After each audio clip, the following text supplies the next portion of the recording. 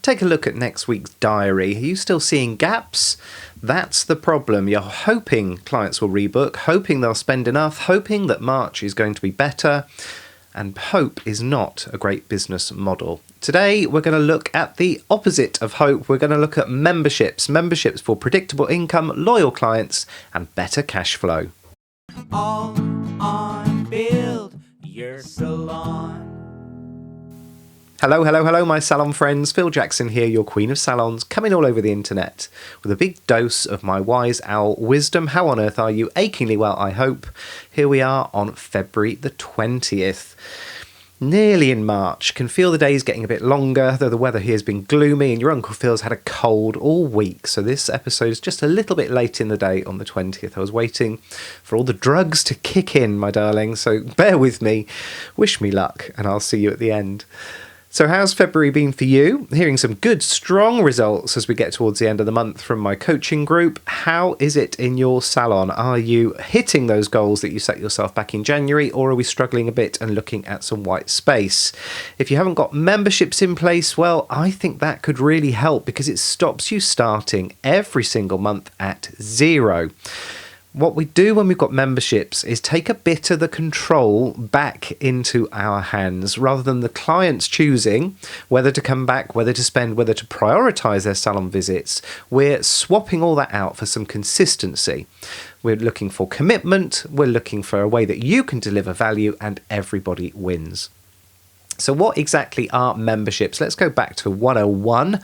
Well, essentially, in my mind, there are two types of memberships. There are memberships which are like a gym membership, where you pay a certain amount and you get unlimited access to a service or a set of services.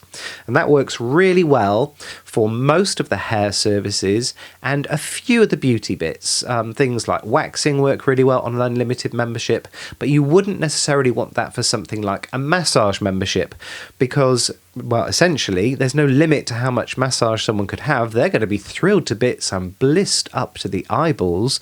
You're going to be knackered and poor. So what we have in that instance, instead of a membership, is a subscription. And a subscription is where people pay a certain amount every month and they get defined benefits month on month as well. So think of it like a magazine subscription, where you pay a certain amount and you know what's going to land on the doorstep every month. And membership is good for unlimited services, easy to sell, lots of hair services. Subscription is for the rest of the beauty services and definitely for all of your holistic and aesthetic services. We don't want unlimited access to Botox, however tempting that may sound.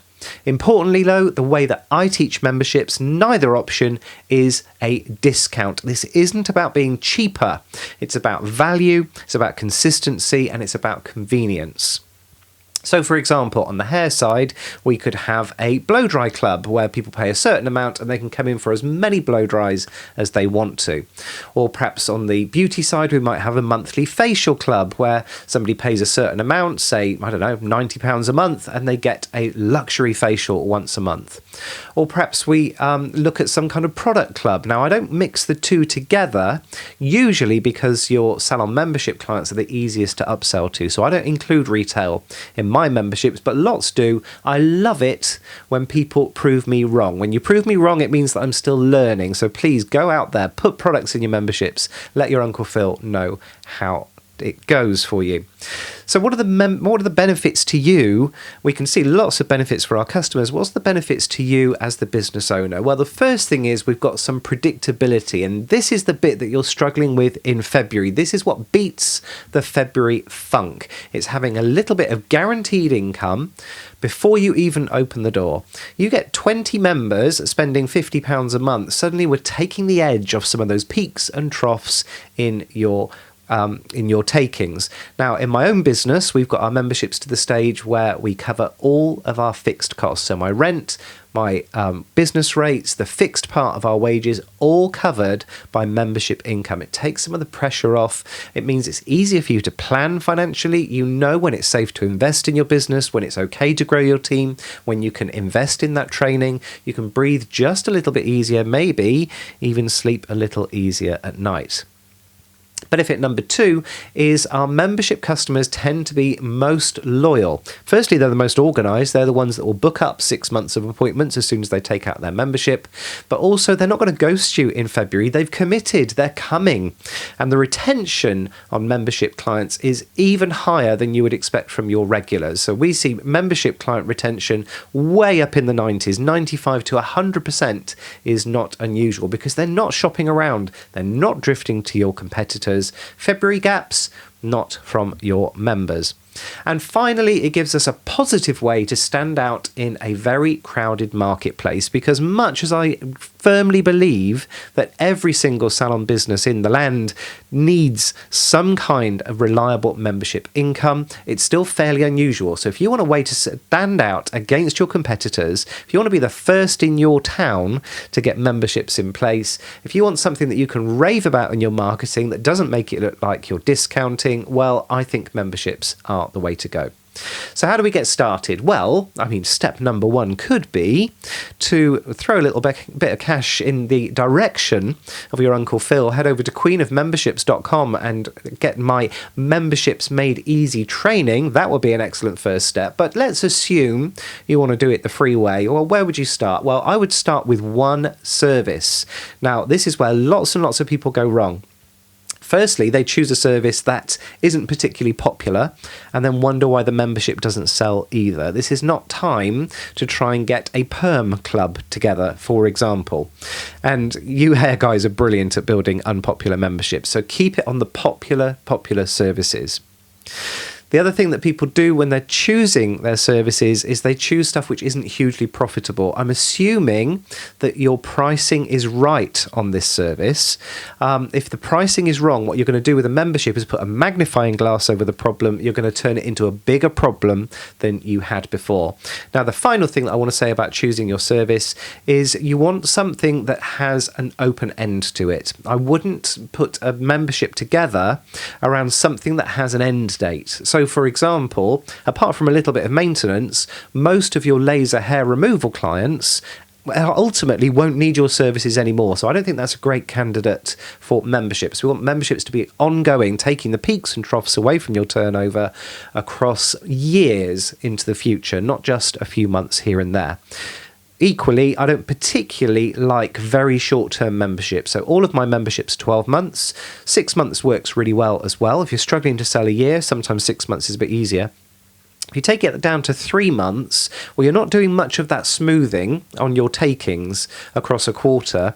I think that's more like a package or a bundle of services rather than a membership. We're going to offer it to your existing clients first. Don't try and launch a membership to a cold audience. That's like joining a gym that you've never visited. You're going to get lots of people dropping out of your membership, lots of disappointment, and you're going to be disappointed with the results too. But don't target your most profitable customers. They're already profitable, they're already loyal, they're already crawling over hot coals to come in and spend money with you. In my mind, there's a continuum that runs from number 1 to number 10. On number 1, we have your disloyal clients that only come in when you run an offer, or they only come in when someone buys them a voucher. They're going to lots of salons in between and there's very little loyalty. Number 10 is your best die-hard customers. Don't target either end of that. It would take so much effort to turn a number 1 into a loyal customer, and a number 10, as I've already said, is already profitable. This is for your 7s and 8s. It's for targeting those customers who are good clients but could be amazing clients, or you could get much better results for if they would just be a little bit more consistent and a little bit more frequent. Step number 3, make joining really, really easy.